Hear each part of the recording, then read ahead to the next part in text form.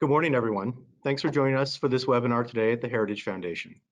Before we begin, I'd like to go over a few housekeeping notes. The session is recorded and will be emailed to you and posted on the Heritage Foundation website within 48 hours. All attendees are in listen-only mode right now. Today's event will be a conversation in two parts. First, the panelists and I will discuss the report of the State Department's Commission on Unalienable Rights. We will conclude our event with some audience Q&A. You can submit your questions in the questions box in the bottom part of the GoToWebinar control panel to the right. Thanks again for joining us. Now, onto the discussion. In 2019, in July, Secretary of State Michael Pompeo announced the formation of the Commission on Unalienable Rights. He charged the members of the Commission to meet with a broad group of experts and write a report to advise the Secretary on how to pursue and champion human rights, quote, grounded in our nation's founding principles and the principles of the 1948 Universal Declaration of Human Rights.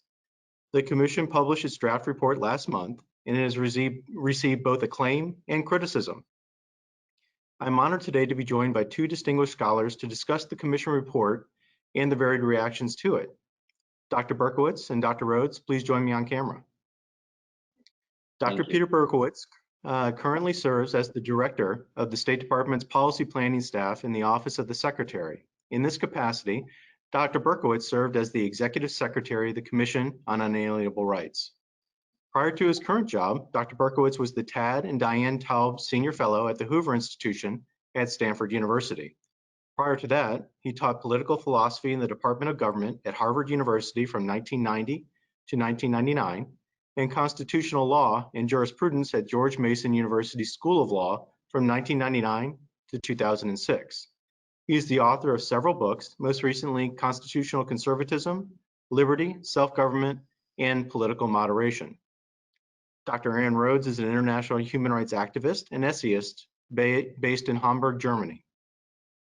He is a co-founder of the Freedom Rights Project and president of the Forum for Religious Freedom Europe. In 2019, he assumed the position of human rights editor of Dissident Magazine, a project of the Victims of Communism Memorial Foundation. Rhodes served as executive director of the International Helsinki Federation for Human Rights between 1993 and 2007. He was also a founder of the International Campaign for Human Rights in Iran. In 2018, Rhodes authored a book titled The Debasement of Human Rights, How Politics Sabotaged the Ideal of Freedom. Thanks so much for both of you for coming here today and talking about this great project and this important topic. I'd like to start the discussion today with Peter. For over a year now, I've read a lot of criticism of the Commission, that it was unnecessary, that it was biased from the get-go. If you don't mind, could you just give a brief overview of the Commission? What was the purpose of it? What was, how was it established? Who were the members? How were they decided? And the process you oversaw in trying to make sure that it wasn't biased in terms of its content and the conclusions that it made. Well, that's a big question. I'll be happy to give it a shot. First, I want to say thank you to Brett for putting this together.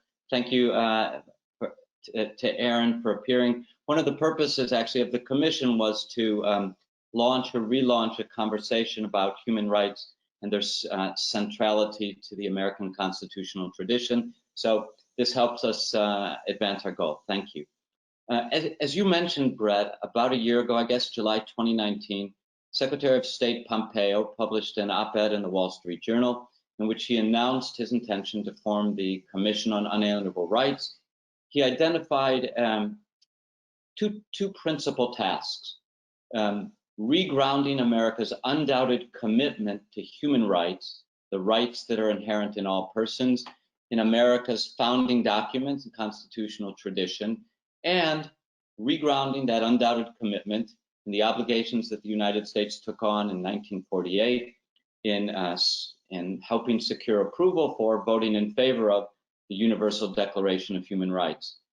As you alluded to, the very announcement of the Commission provoked tremendous criticism, indeed outrage. I think within 2 weeks or so, the Secretary received an open letter, still available online, from some 250 or so human rights experts, scholars, journalists, NGOs, and so on, demanding the immediate dismantling of the commission. May have been the first time in American political history that a demand for a commission to be dismantled was issued within 2 weeks of the announcement of its formation. Secretary Pompeo made a very wise move in appointing Mary Ann Glendon chair of the commission. Mary Ann is an extraordinary scholar who, to understand something about Mary Ann and the sensibility of the commission, it's worth appreciating that in the 1990s she wrote a book called Rights Talk, which she criticizes the excesses to which rights have been taken. She became known as a critic of rights. In the early 2000s, she wrote a book called A World Made New about Eleanor Roosevelt and the Universal Declaration of Human Rights, in which she celebrated that achievement. Mary Ann's work, I think, captures the sensibility shared by the members of the commission, a diverse lot. That is, rights are central to the American constitutional tradition, but also they are subject to abuses in a variety of ways. To properly vindicate rights, we need to reclaim them in terms of Americans' founding principles, understand them in the course of America's long historical struggle internally, and understand what they mean on the international scene. The criticisms, of course, were that the intention of the commission, Secretary Pompeo's secret intention, was to strip women, minorities, the LGBTQT community of its rights, and so on. And yet, if there was one idea to which all members of the commission were committed, it was the idea that human rights are the rights that inhere in all persons, regardless of any qualification one might articulate. Under Mary Ann Glendon's leadership, the commission held 6 public meetings. We invited a range of scholars, even such critics of the commission as Ken Roth. We listened to their arguments about various aspects of human rights, and we issued a report at the conclusion of our deliberations. The draft came out, I guess, in the middle of July, and now the final version of the report is available on the State Department website. The report has 3 main parts. It begins with an introduction that lays out what a variety of scholars of human rights have called the crisis of human rights today. Controversies about the nature, the scope of rights, worries about the proliferation of rights, as can be seen in the hundreds, if not thousands, of different treaties there are in the world now, the impossibility of any one individual of listing the rights. We then follow with 3 substantive sections. One section examines the American political tradition, beginning with the Declaration of Independence and the Constitution. We document America's long struggle to bring our political reality in line with those great promises. And something I think is a bit unusual, we emphasize the role that constitutional government and the virtues play in securing human rights. In the second part, we offer a fresh reading that goes back to the original understanding of the Universal Declaration of Human Rights. And in the third part, we discuss some of the new challenges to human rights, which alas have not supplanted the old challenges. All the old challenges remain of doing justice in political affairs, including international affairs. New ones have arisen, which I'd be glad to talk about. And in a final short section, we offer some concluding observations, not so much policy recommendations, because the Secretary was clear. We have a bureau in the State Department, the Bureau of Democracy, Human Rights, and Labor, whose job it is to draft and implement policy. Our job was more to articulate that framework, the sensibility, the questions, and the issues in light of which officials in the State Department, fellow citizens, and really people concerned about human rights around the world, the framework in which they might better think about the tough challenges.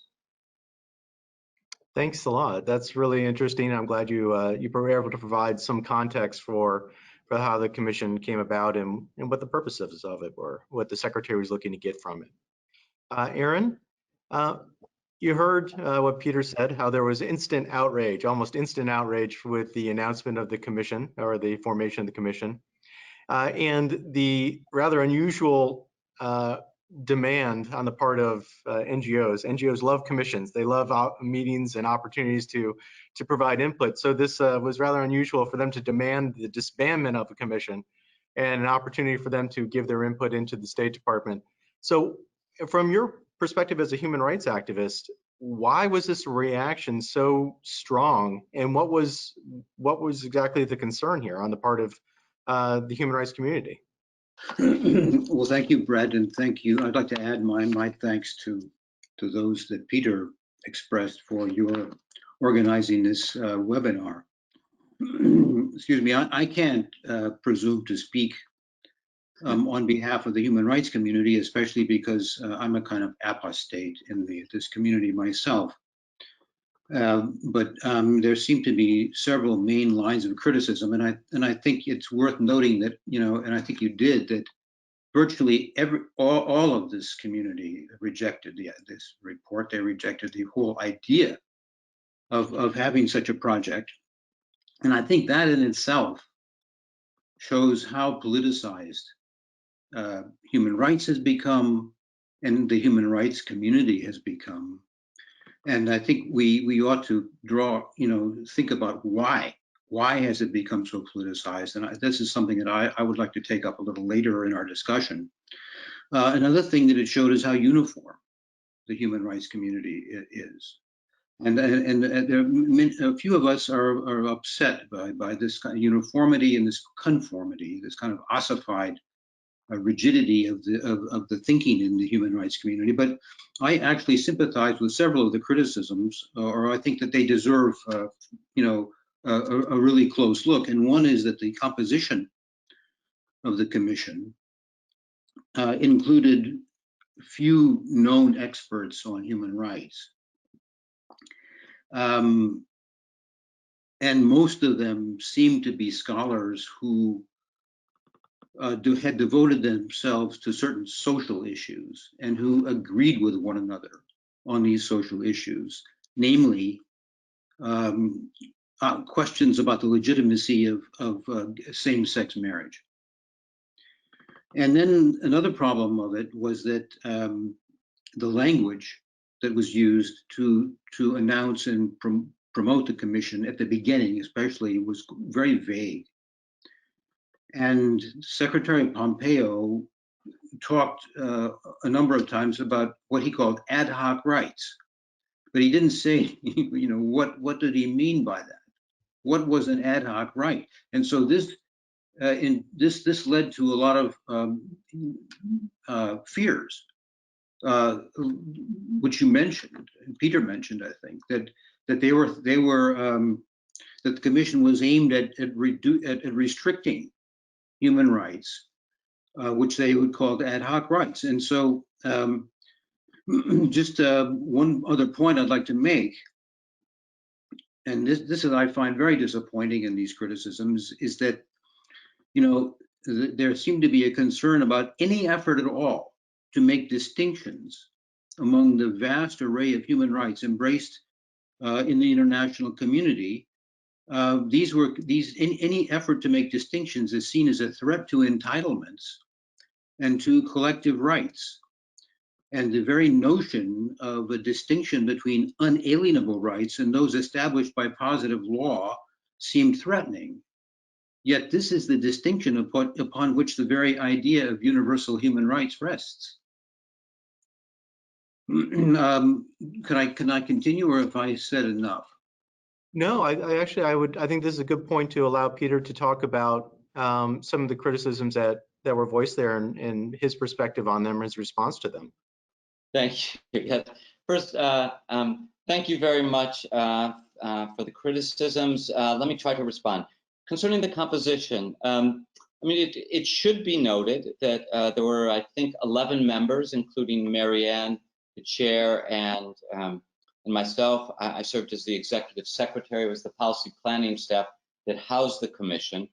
Of those, at least Marianne Glendon, recognized scholar of international law, Paulo Corazzo, Katrina Lantos Sweat, Kenneth Anderson, whose specific areas of expertise are certainly international law and human rights. Now, to supplement them, we had a range of other scholars. One of our tasks was to locate, to ground human rights in the American constitutional tradition. So we had a few others, such as myself, Mayor Soloveichik, who've been students of the American constitutional tradition.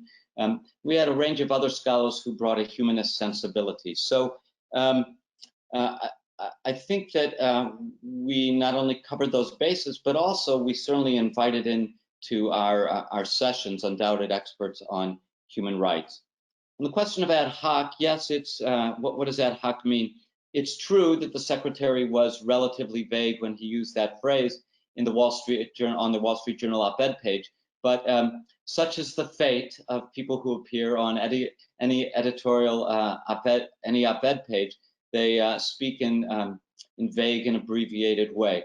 But what he meant, of course, by ad hoc rights were, in effect, not merely positive rights, that is, rights that have been acted into law through this system or that system, but the increasing propensity, which Marianne Glendon has been documenting since the early 90s, increasing propensity for people to declare this political preference or that interpretation of the political good to be a right. This is actually very common still in political discourse. And of course, the ambition is when one designates one's political preference, however much the polity may benefit from it, one designates it a right, one is also saying, this is universal, it is objective, it's necessary, and when you object, you're not just taking a different side in a legitimate political debate, you're on the wrong side of reason and morality. So I think that's what he had in mind with ad hoc. As far as the distinction between unalienable rights and positive rights, I think it's actually fair to say that distinction runs through the Commission's report.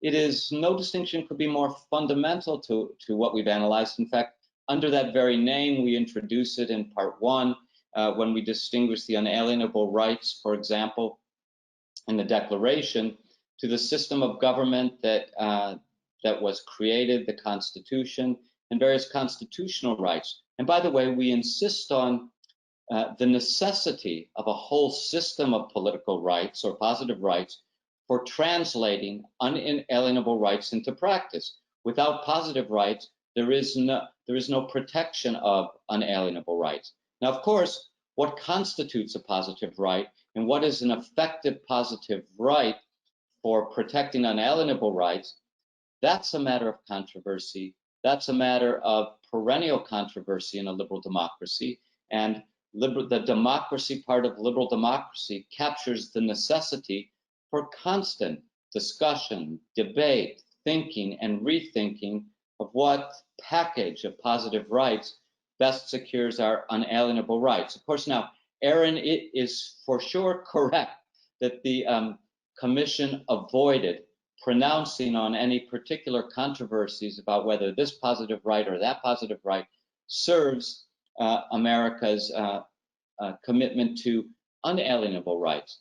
That was partly as a result of our mandate from the Secretary, part of a result of the division of labor within the State Department.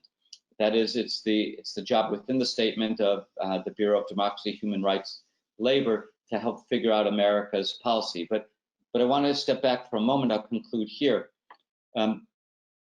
Despite declining to enter into the difficult debates about whether this positive right or that positive right serves the cause of unalienable rights, it was our aim to sharpen the questions, to refine appreciation of the issues so that men and women would be in a better position in democratic political debate to come to responsible answers for these times and these circumstances to those perennial questions.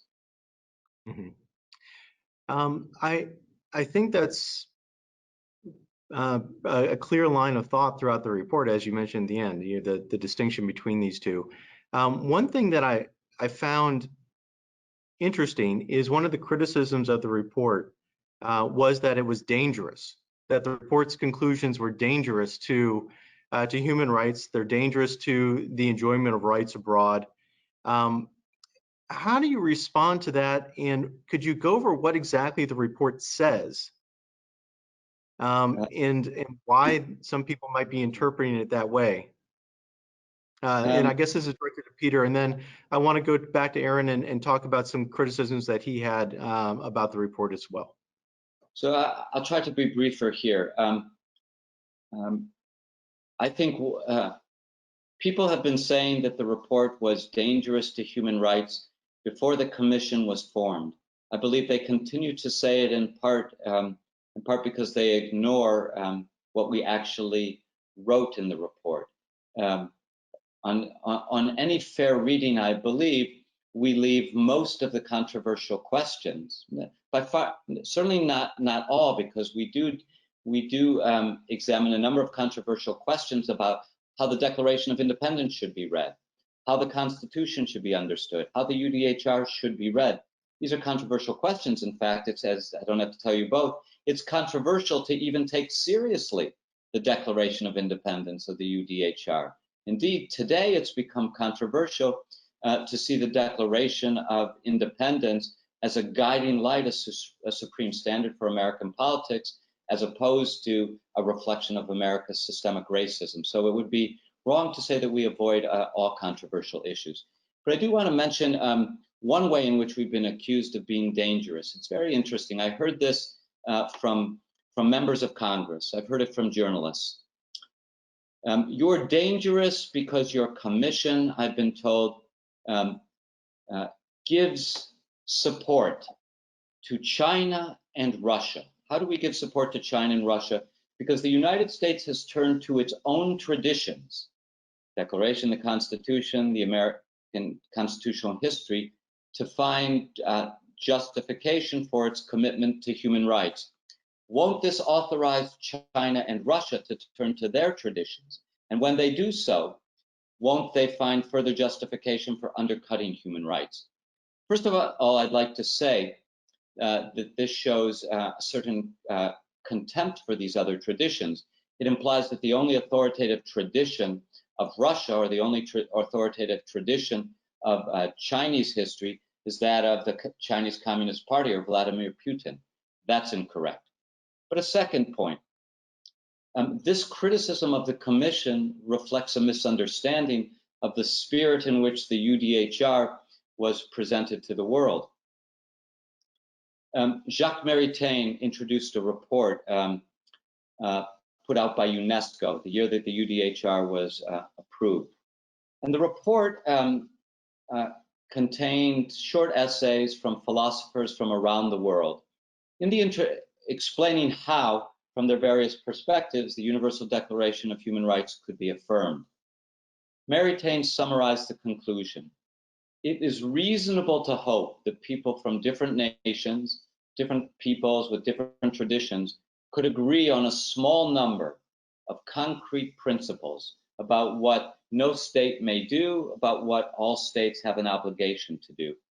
But it was unreasonable to hope that different nations and peoples from around the world would reason to this small number of concrete principles in the same way. So the hope was different nations and different peoples would turn to their own traditions and find within them moral, philosophical, religious resources for affirming the small number of concrete principles. When Secretary Pompeo asked the Commission to do just that, he was actually operating, and I believe more than many human rights activists understand, within the spirit of the Universal Declaration of Human Rights. So we, by the way, have made the report available in a variety of foreign languages, starting with Chinese, Russian, Arabic, Farsi, Hindi, Spanish, and French. And yes, of course, it's our hope that that our fellow citizens and peoples around the world will come to appreciate the wonderful contributions of the founders, of Lincoln, of Elizabeth Cady Stanton, Susan B. Anthony, Martin Luther King. But it's also our hope that we will inspire nations and peoples around the world to, again, more than 70 years after the Universal Declaration of Human Rights, to turn to their own traditions and rediscover the moral, the philosophical, the religious resources for reaffirming those rights that are inherent in all persons. Thank you. Aaron, I know, well, first of all, I'll let you just respond to that and give your thoughts as to, in terms of whether the report offers an opportunity for other countries to sort of use it to justify not adhering to human rights, basic fundamental human rights. But second, I also wanted to give you an opportunity to voice your perspective on the report itself. I know that you had some criticisms about the report's treatment of economic, social, and cultural rights, and its nod to the UN notion that all human rights are, quote, indivisible, interdependent, interrelated. So would you like to just open the floor and let you discuss both of those things? Yes, I will. But before I do that, Brett, I'd like to talk about one of the other criticisms that was made. And I think this is something that shows something important about the way we think about human rights and about our own political culture. And that is that the word natural law, at the beginning when the commission was first announced, there was a lot of talk about natural law. And some scholars who have been associated with natural law were associated with the idea of the commission. And the fact is that the words natural law are seen as code language for religious fundamentalism and the denial of marriage equality. And this kind of set off a panic. But we can't really think very clearly about human rights and about the Universal Declaration of Human Rights either, without reference to natural law, because the framers of the Universal Declaration of Human Rights, especially Hirsch Lauterpacht, built the whole concept on the foundation of natural law. And he, by the way, observed that in periods of rising nationalism, like our own, interest in natural law rises because natural law acts as a counterbalance to state power. So, okay, that's just, I just wanted to put that in because I think when we talk about criticisms of this document and the whole process, that was a very important point of controversy. Now, getting to my problems with the report, and by the way, I think the report is very good in general, and I hope, Peter, that you see my comments in the light of that view. But what I'm concerned about specifically is that under some future administration, this report will likely be used to advocate for the ratification of the International Covenant on Economic, Social, and Cultural Rights. The United States has signed this already under Carter, because it will be used to demonstrate bipartisan support for ratification of this treaty.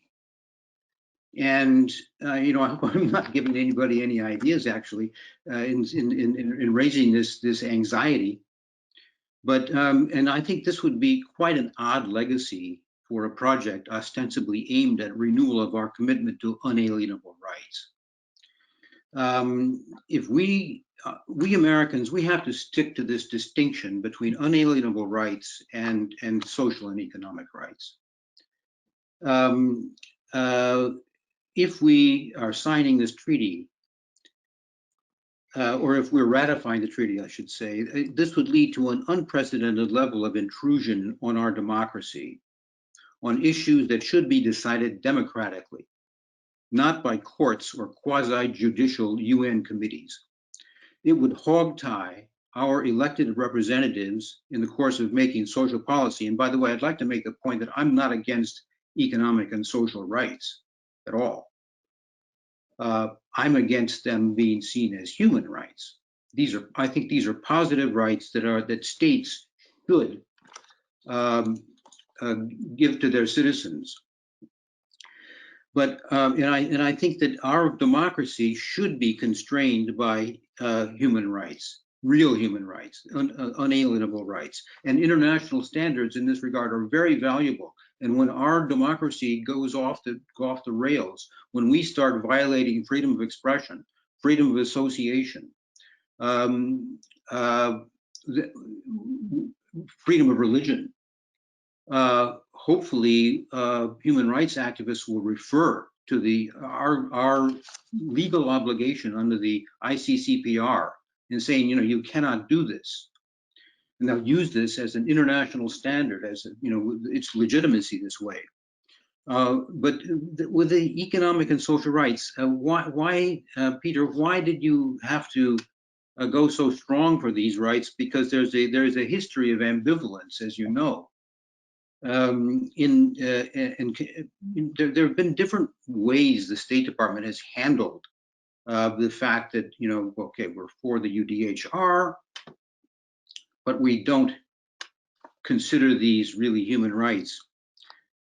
And so the American officials have always walked a kind of line between in this question, and they've used a kind of sleights of hand, and they've and so on to try to sort of finesse the issue.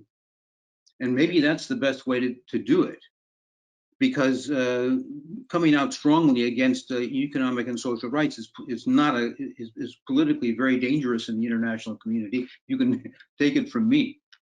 And you know, there's an interest in appeasing this idea and patronizing it. And I can understand that from a political point of view. But I really think we have to get beyond this problem. And if you just look at what's going on in the international community, look at international human rights institutions, look at the proliferation of economic and social and collective rights. This is not a good thing. And this is coming from the idea of economic and social rights. That's where it all started. That's where the floodgates were opened that allowed it. This is where the politicization of human rights comes. And so, and if you look today at what goes on in the UN, in the UPR process, and in the Human Rights Council, you have North Korea and China bragging about how they uphold human rights, and everybody eats it up. And you know, in the UPR, the last UPR of North Korea, fully half of the states which intervened in this session praised North Korea because of various things they said about economic and social rights. And so any citizen watching that who doesn't know really what's going on, and that includes most people, would think, well, you know, yeah, they do torture people, but on the other hand, they have free healthcare. So it's kind of a mixed picture with North Korea. And I think this is a terribly dangerous thing. And this shows you how the whole moral structure of human rights has become completely fogged in the international community. And the problem is economic and social rights. Okay, I'm going to let Peter respond to that. And then I've got, I'm going to go through very quickly some of the criticisms that have been lodged about the report. And then let you both respond to that, and then we'll go to audience Q&A right after that. So Peter, if you want to respond to Aaron's comments real quick, we can go to that second step.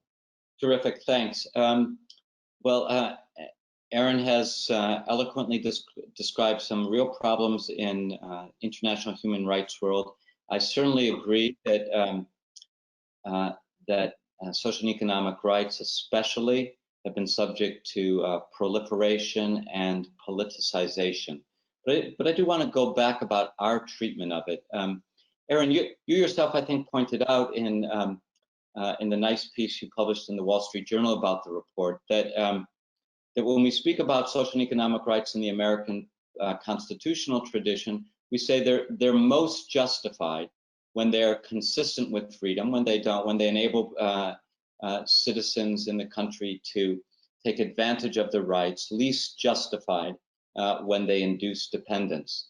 Now, This is connected to the place, I think, of social and economic rights in the Universal Declaration of Human Rights. You know, the Commission has been criticized on both sides for affirming the principle that the rights in the UDHR are universal, indivisible, interdependent, and interrelated.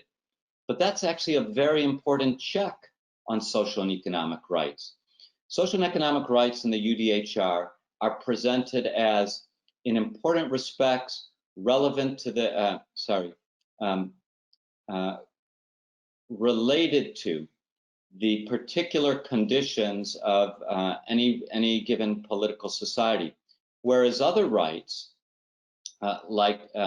or other prohibitions, you mentioned the prohibition against torture, that's presented as absolute.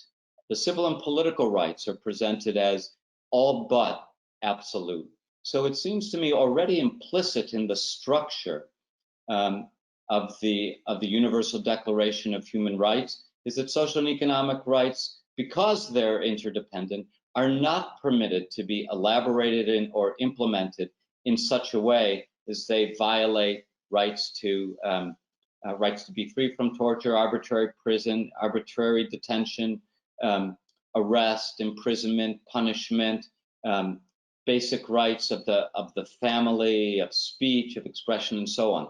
Now, in practice, can states abuse this? Of course they can abuse this, but as Justice Scalia used to point out, the Soviet Union had a beautiful Bill of Rights with lots of protections of basic civil and political rights. They violated them. What protects rights, as we emphasized in the Commission, what protects rights most effectively is a form of limited government where power resides in the people, but the people's will is limited by certain fundamental protections. That also will be a guide to us in effectuating a proper balance between a certain standard of living below which people are not allowed to fall and the protection of unalienable rights. So that, I'll close with this. This will be one of those perennial discussions within a liberal democracy where to draw the line, but I believe that we have the resources within the UDHR and within the analysis of the Commission's report to draw the necessary distinctions and to impose the necessary limits. Thank you both. I'm going to go very quickly now. There's, you mentioned the outrage and the letter that was signed by NGOs at the Secretary's announcement of the Commission. But there was also a lot of letters and submissions to the Commission in response to the draft report that was released last month. And one letter had a number of NGOs, over 100 NGOs sign on to it, and they listed 5 different criticisms. And I'm going to go through them pretty quickly here, and I just want you both to react to those criticisms and let me know what you think about them. The first of those is they rejected the idea that, quote, a proliferation of rights claims has undermined the legitimacy and credibility of the human rights framework. You've touched on that both, but that's one of the criticisms, the first one. The second criticism was an argument that the report's failure to focus on more recent human rights treaties is a fundamental flaw, and it illegitimately disregards, quote, an international consensus regarding the scope of human rights. Third, they perceive an implicit hierarchy of rights in the report that prioritizes property rights and religious liberty over other rights. Fourth, they object to the report's, quote, deeply disturbing distinction between unalienable rights and what it describes as social and political controversies of abortion, affirmative action, and same-sex marriage. And finally, they object to the proposed criteria for recognizing new rights that will, quote, in practice, circumscribe the ability of all people to claim their full rights. So this gets to that, I think, danger criticism of the report. So it's a lot. There's 5 different criticisms. They're all very involved. But if you want to take a moment to maybe respond to those criticisms in a couple of minutes, and then we can go on to Q&A. And this is for an opportunity for both of you. Happy to lead off, and I'll treat this, Brett, as a lightning round. 2 or 3 sentences more on each. First, to deny proliferation is simply to deny the way the world really is. I had many conversations with staffers at Congress. I would ask them, please tell me how many human rights there are. I get replies, wow, there are hundreds or thousands of treaties. I can't possibly enumerate them all. Precisely, case closed, there is a proliferation. The Commission didn't deal with treaties. That's right, that wasn't our mandate. We were asked to deal with America's founding principles and with the UDHR and new challenges. We honored our mandate, but there is nothing in our commission, in our report, that in any way disparages the treaties that the United States enters into. To the contrary, we affirm their legally binding character, provided that they are treaties that have been entered into consistent with America's constitutional procedures. As far as hierarchy of rights, as we stress in the report, yes, the UDHR, it is recognized that the rights in the UDHR are universal, indivisible, interdependent, and interrelated. But as we stress, the UDHR makes distinctions. Human bodies are universal. Nevertheless, it's worse to lose a finger than a fingernail. It's worse to lose a hand than a finger, and it's worse to lose your head than your hand. We can make distinctions, and we have to make distinctions. Indeed, every human rights organization makes distinctions in how it allocates funds, which sets of rights it puts a priority on. So again, distinctions among rights are inherent in the UDHR. As far as the distinction between unalienable rights and social political rights, I heard many people to that response, we often said, the job of the Commission was not to resolve controversies, but to make sure people understood the controversies. We gave abortion as an example. We would say that we recognize that on one side of the debate, people claim that women have a right to control their bodies, terminate their pregnancies.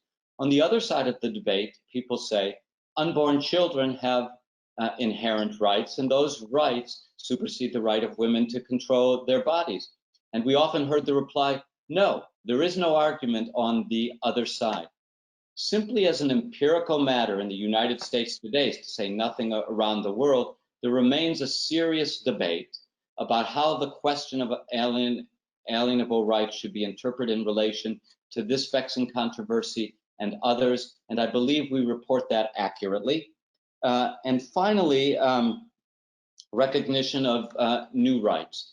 I do believe it's true that based on the criteria we laid out, it is harder for any one human rights organization, or now as it's become fashionable, a professor of law to write a law review article and insist that his or her publication creates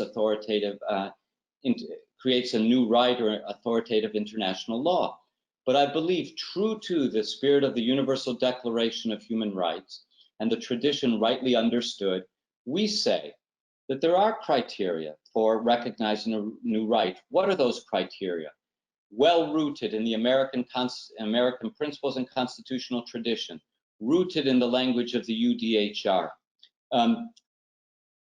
affirmed through America's constitutional process, capable of generating support from peoples and nations from around the world. Those are not arbitrary criteria. Those are criteria that derive from a fount of international human rights law, the UDHR. Thank you very much. Aaron, you have the last word on this before we go to audience Q&A. Well, you know, one of the reasons why there's been so much negative, in fact, almost completely negative reactions to the, you know, the institution of the commission and the report itself is that it's been done by the Trump administration. So there's a kind of a priori rejection of anything having to do with human rights done by the Trump administration, I think, and this because the human rights community is very left wing, and this is just a fact. And that's one point I think we have to consider when we look at these the criticisms.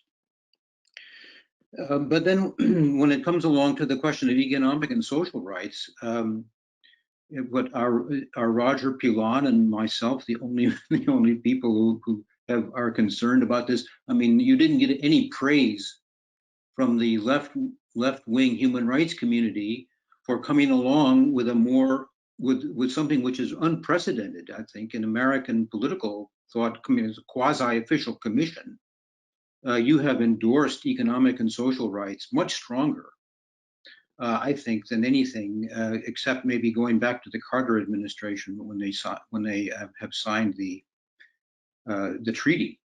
And so you didn't get any praise from this.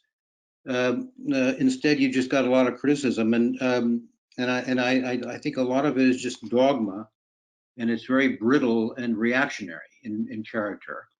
But on the other hand, I mean, we did succeed in starting a conversation, you know, and this should continue, because, you know, these aren't problems that are going to be completely resolved. They're part of a kind of Platonic dialogue that's going on, that should go on, and you know, that's the way America works. America works by dialogue and by back and forth, and giving everybody a voice. And for that, I'm grateful, and I don't think we should fear these criticisms. And maybe even today we're being too negative about them. We should welcome these criticisms and invite them in, and encourage continuation of talking about these very profound questions. Thank you. I think that's right. And I think that was actually the intent of the commission itself, was to sort of lay out the groundwork for further development, further discussion of these issues going forward, to inform the Secretary of State, the State Department, on how these issues continue to resonate and continue to elicit discussion inside the United States. And we need to recognize that in terms of our relationships with other countries, and in terms of our relationship with these different human rights claims through either NGOs or through the treaty bodies themselves. I'm going to go to the Q&A now, and the audience Q&A. The first question is for Peter, and the question is, hello, thank you for the discussion. It's a very polite questioner. I would like to know if there has been any substantial change in the final report in regards to the draft that was presented in July. The answer is no, there have been no substantial changes. And there's an easy, intelligible reason for that. As we've suggested at a number of points in this conversation, the criticisms of the commission began early, they began often. We had 6 public meetings, we read widely. After each public meeting, we fielded and we processed criticism from the public. So we had, before the draft report was released, actually wrestled with a great range of criticism. We made some adjustments here and there. We made a few grammatical errors. We adjusted one or two formulations. But in general, and for the most part, it wasn't that the criticism we received was unserious. It was that the criticism that we received after the report was drafted, was finally drafted, and often went over the same territory of we previously received. And here I do just want to say thank you to Aaron and to you for your recent comments. You're exactly right. We actually underscore in the introduction, one of our purposes is to prompt conversation. These are tough questions. We fully expect, I think I speak for all of the commissioners and Marianne, we fully expect to improve our own understanding through the kind of conversation we're having here. So thanks. You're welcome. The second question is directed to Aaron. We're getting some feedback on there. I'm sorry.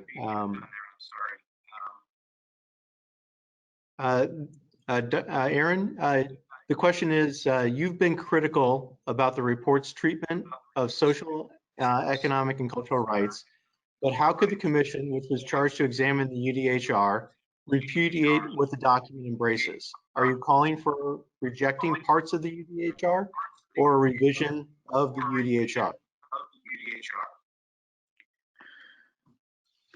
Well, I'm not calling for anything. I'm reacting to the report, and I know that this is a dilemma. We have a dilemma in my opinion, with a dilemma with regard to the UDHR, which I think, is inconsistent with the constitutional principles. It's inconsistent with our Bill of Rights.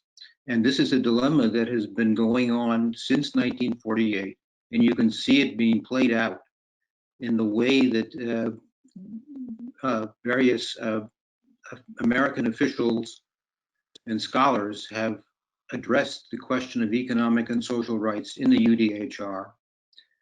And there's been there's a lot. I think I said before, there have been a number of different ways these being, some I work in international human rights, and I'm dealing with very often with State Department officials and the way they treat these questions in places like Belarus and abroad, in other words, and very often they'll say, well, we don't believe in economic and social rights.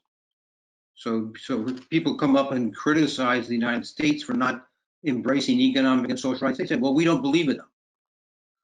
Other people say, well, we do kind of believe in them. We think they're goals. They're goals, they're not rights, but they're goals. So we kind of agree with these goals. And so there's a kind of, like I said, it's kind of a dilemma, isn't it? And I don't really think, I think the report reflects this dilemma. It's a kind of continuation of ambivalent language, but it goes much stronger toward embracing economic and social rights as human rights than before. And I obviously don't think this is such a good idea, and I think that I think we should stick with our Constitution. I think we should stick with our Bill of Rights, and we should try to do something about this mess in the international community as regards economic and social rights. There should be leadership by coming out of the United States to try to rationalize the international human rights system, because it's a mess. Let me tell you. If you spend time in Geneva like I do all the time, and you hear what's going on, basic liberties are relegated to a very small part of the discussions in the international human rights institutions. Very small part. The rest of it is talking about social policy questions. Yes, these are important questions, but they cannot be solved, as my colleague Jacob Mshangama has said. They cannot be solved within the matrix of human rights. Thank you. The next question from the audience is not addressed to either one of you in particular, so I'll just go ahead and leave you the option to address it if you like. A diverse group of faith leaders have expressed concern, including in a joint letter to the Secretary, that his interpretation of the report, in which religious freedom is considered a more prominent right in the U.S. foreign policy, could actually undermine efforts to advance religious liberty around the world. If not all human rights are considered unalienable, then how can those who rely on the right to religious freedom feel confident that our rights to freedom of assembly, freedom from discrimination, and a number of other rights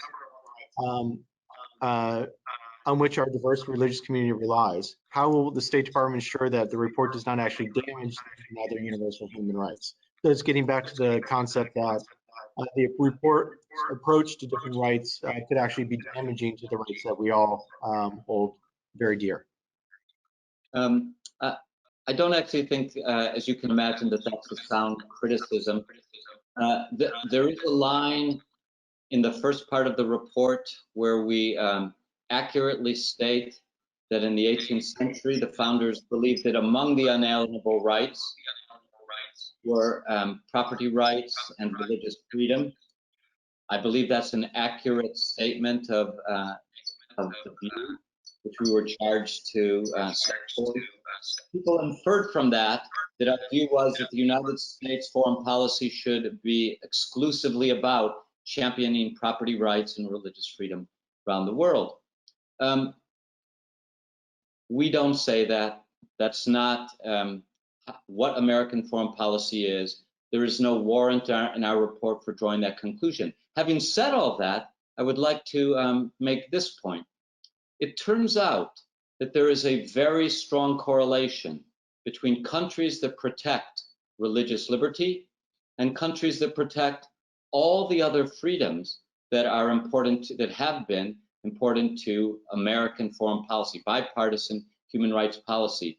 In fact, I urge listeners to do this experiment for themselves.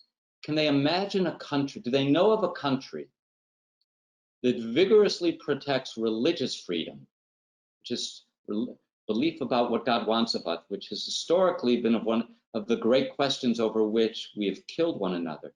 Can you identify a country across the globe that vigorously protects religious liberty, but does not protect the rights of women or the rights of any other minorities? In fact, as I said, there's a very strong correlation. Moreover, do you know of a country that protects the rights of women where the freedom of religion is not also protected? These rights go together. It is not the invidious distinction between religious liberty and other kinds of liberties is not present in our report. It's actually present in the criticisms that are leveled at the report.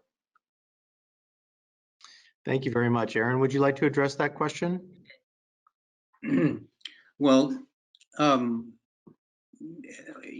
all human rights activists make priorities of the human rights that they work on. All governments prioritize which human rights that they work on, as they should.